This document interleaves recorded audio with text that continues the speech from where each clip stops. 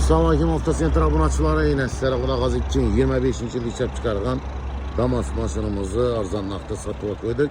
Maşınımız kraskələr 100% radno yumuşaq balonlar tazasından koyulğan maşınımız var. Yine salon qismini görünlər, afişikələr, həm dermantin tartılğan, çuxul, sidinə çuxul bar, patolog bar, afişikə, merə cəhbədi düzülgən maşınlı.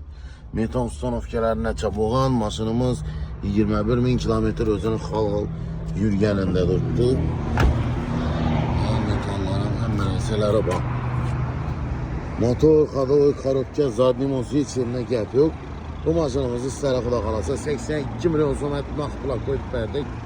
Kiləmçi kredit Alman dəbirgərlər üçün əldindən bankaya 4 milyon son törək boladı. Notarius qayı üçün əddirli plak kələslər. Kimə qızı qalırsa mərcə xankaya olur, 9-ın axırı Avtosentr salonumuzdadır.